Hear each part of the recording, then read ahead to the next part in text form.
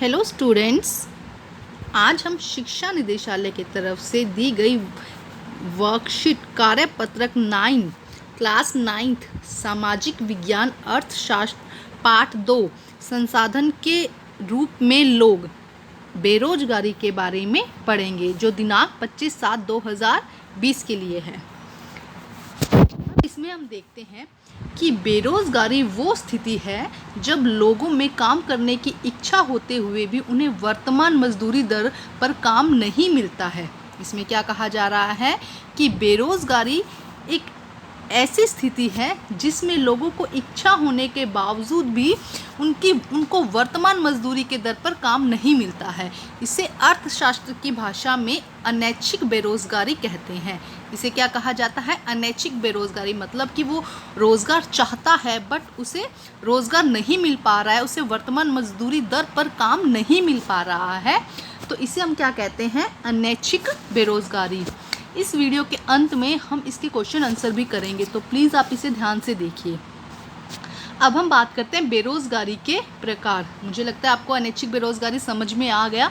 जब कोई व्यक्ति काम करना चाहता है, उसकी इच्छा होती है काम करने की, लेकिन उसे वर्तमान मजदूरी दर पर एक दर निश्चित की गई है, अगर उस वर्तमान मजदूरी दर पर काम नहीं मिलता है तो उसे हम क्या कहते हैं? अनैच्छिक बेरोजगारी। अब हम बात करते हैं बेरोजगारी के प्रकार। तो बेरोजगारी के 3 प्रकार हैं। नंबर 1 मौसमी बेरोजगारी, नंबर 2 प्रच्छन्न छिपी हुई बेरोजगारी, और नंबर 3 क्या है? शिक्षित बेरोजगारी। तो सबसे पहले हम बात करते हैं मौसमी बेरोजगारी की। ग्रामीण बेरोजगारी का एक प्रकार है जो तब उत्पन्न होता है जब साल में कुछ महीने कृषकों को रोजगार नहीं मिलता है। जो लोग कृषि से जुड़े हुए हैं उन्हें इस प्रकार की बेरोजगारी का सामना करना पड़ता है। जैसे कि अगर कुछ लोग सरसों की खेती कर रहे हैं, तो जब सरसों उगेगा तभी उन्हें उनका रोज़गार मिलेगा, लेकिन जिस महीनों में सरसों की खेती नहीं होती है या जिस फसल की खेती नहीं होती है, तो उस समय वो क्या रहेंगे? बेरोज़गार रहेंगे। तो ऐसी बेरोज़गारी को जो वर्ष के कुछ महीने तो चलता है, कुछ महीने नहीं चलता है, तो ऐसी बेरोज़गारी को हम मौसमी बेरोज़गारी कहते हैं। और ये मुख्यतः किसानों, कृषकों से रिलेटेड होता है। जो भी किसानों से रिलेटेड काम करते हैं या कृषि करते हैं, उनके लिए ये बेरोज़गारी होती है, जिसमें हम मौसमी बेरोज़गारी कहते हैं। उसके बाद है प्रच्छन्न या छिपी हुई बेरोज़गारी। इसमें देखें क्या है? छिपी शब्द से जैसे स्पष्ट है कि लोग रोजगार में दिखते तो हैं परंतु वास्तव में नहीं होते हैं। कृषि कार्य में यदि 5 लोगों की आवश्यकता होती है, अगर 8 लोग जुड़े हुए हैं, तो इस हिसाब से 3 अतिरिक्त लोग छुपे हुए बेरोजगार हैं। अब जैसे कि इसमें समझाया गया कि कुछ लोग एक काम को करने में, अगर 10 लोग उस काम को करने के लिए ज़रूरत है, लेकिन उसी काम को 15 लोग कर रहे हैं, तो जो वो 5 लोग हैं वो किसके अंदर आते हैं? छिपी हुई बेरोज़गारी के अंदर। वो 5 लोग किसके अंदर आते हैं? छिपी हुई बेरोज़गारी के अंदर। क्यों?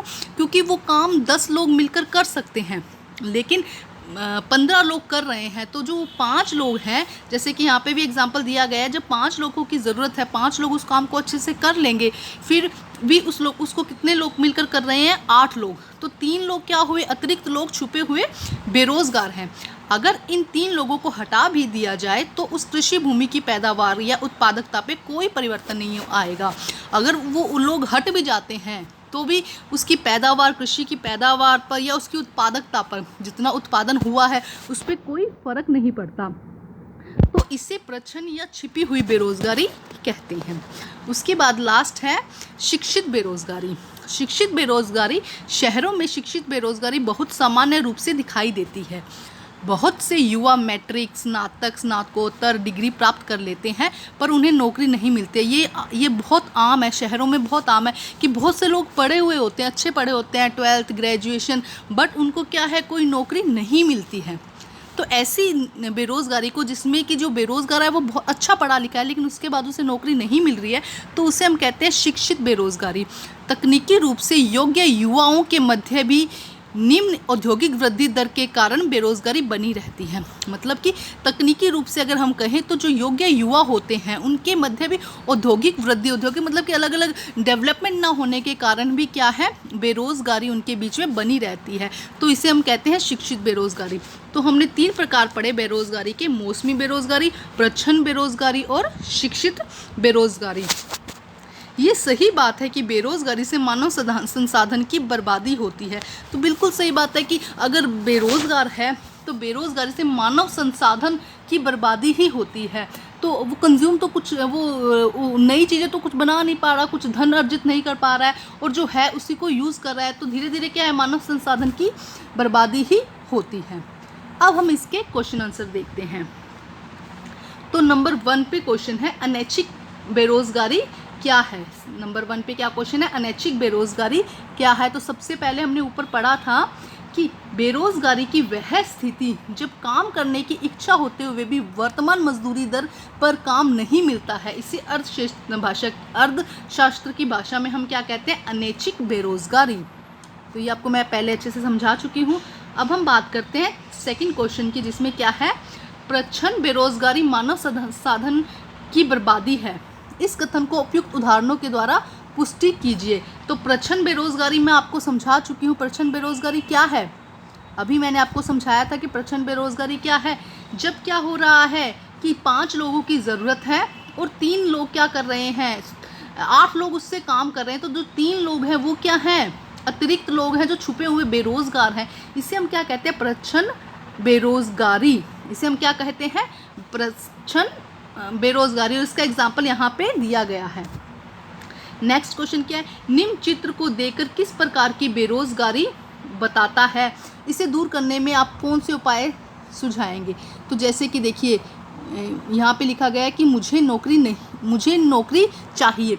तो ये देखने में आपको कैसा लग रहा है, एकदम शिक्षित पढ़ा लिखा लग रहा है व्यक्ति। तो ये कैसी होगी, ये कैसी बेरोज़गारी होगी, शिक्षित बेरोज़गारी। ये कैसी बेरोज़गारी होगी, शिक्षित बेरोज़गारी। और इसे दूर करने के लिए क्या किया जाए कि सिर्फ पढ़ाई के साथ साथ में ऐसे स्किल्स भी लाई जाए, ऐसा कौशल भी लाया जाए जिससे अपनी पढ़ाई का उपयोग वहाँ पे कर सके, दूसरों पे निर्भर ना हो। इसमें क्या कहा गया कि हमें सिर्फ दूसरों पे निर्भर नहीं होना कि भाई वहाँ पे नौकरी मिलेगी। अगर ऐसा नहीं होता है तो हमें अपने अंदर स्किल पैदा करना होगा जिससे हमें नौकरी, हम जिससे खुद काबिल बन सके और अपना उद्योग या ऐसा कुछ शुरू कर सके, जिससे कि क्या होगा, ये बेरोज़गारी, शिक्षित बेरोज़गारी दूर होगी। उसके बाद लास्ट क्वेश्चन है, लास्ट क्वेश्चन में क्या कहते हैं, निम्न चित्र क्या कह रहा है, वर्तमान में कोरोना महामारी के दौर पर आई ज़बरदस्त मंदी ने किस प्रकार बेरोज़गारी को बढ़ाया है, उदाहरण देकर समझाइए। तो आप लोगों को पता ही है कि आजकल कोरोना का दौर चल रहा है, तो बहुत से व्यवसाय क्या हैं, बंद हो गए हैं, जिससे कि क्या आ गई है, मंदी। जैसे कि इसका एग्जांपल लेते हैं, जो ऑटो चलाते थे, अब क्या हुआ है, क्योंकि लोगों का बाहर जाना बंद है तो ऑटो वालों को ऑटो चलाना नहीं है, तो उसकी वजह से क्या हो रहा है, उनका जो व्यवसाय है वो पूरी तरह से बंद हो गया है। इसी तरह से जो ये सड़कों पर जो बाज़ार लगाते थे लोग, उनका भी व्यवसाय, क्योंकि कहीं बाज़ार नहीं लग रहा है, लोग कुछ सामान नहीं ले रहे हैं, तो उनकी वजह से क्या है, उनका भी जो व्यवसाय है वो बंद हो गया है। तो इसीलिए मंदी के दौर में के बीच में बढ़ गई बेरोज़गारी। इसलिए इस मंदी के दौर में जो बेरोज़गारी है वो और भी बढ़ गई। तो स्टूडेंट्स, आप अपनी वर्कशीट यहाँ पे कंप्लीट कीजिए, और मेरा अगर वीडियो पसंद आए तो प्लीज़ मेरे चैनल को सब्सक्राइब कीजिए, लाइक कीजिए, शेयर कीजिए। Thank you. नेक्स्ट मिलेंगे नेक्स्ट वीडियो के साथ में।